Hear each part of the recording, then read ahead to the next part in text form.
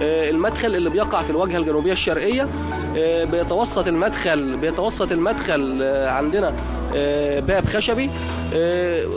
فوق المدخل في عندنا نص تأسيسي باسم هذا الأمير واسم المنشئ وتاريخ إنشاء المكان 1157 هجرية 1744 ميلادية.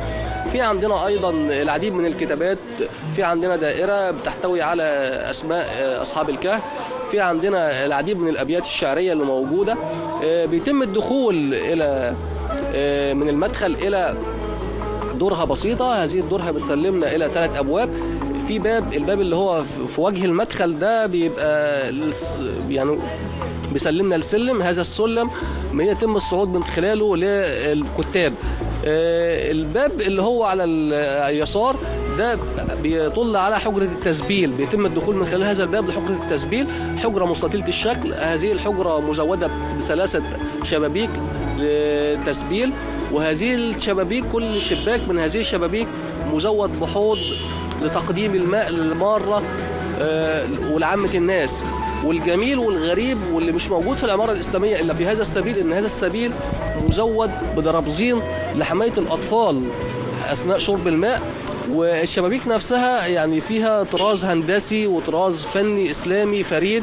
هذا الطراز مش موجود في أي مكان تاني في العمارة الإسلامية.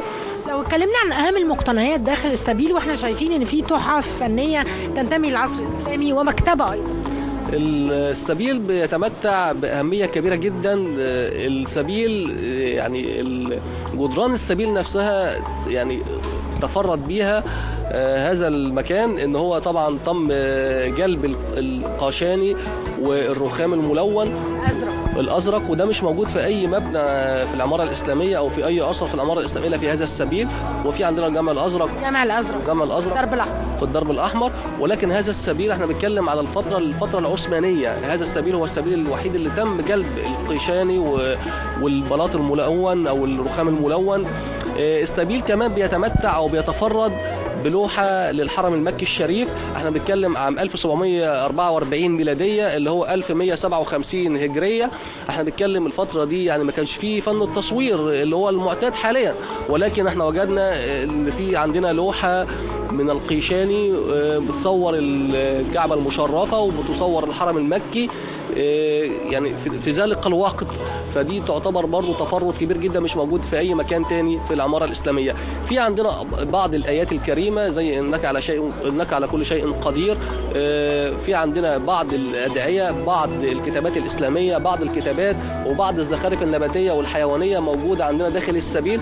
دي كلها بتدي تفرد للمكان، ودي بتحاول بقدر الامكان ان هي تكون عامل جذب بالنسبه للسائح العربي او السائح المسلم او السائح من كل بقاع الارض ان هو يجي يشوف عظمه العماره الاسلاميه.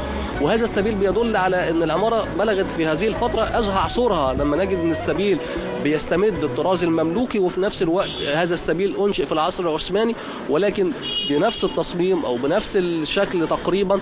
ولكن الوظيفه كانت طبعا مستمره خلال الفتره الاسلاميه كلها. احنا بنتكلم حتى المقطع العصر الحديث لحد ما تم توصيل المياه الى المنازل عبر المواسير.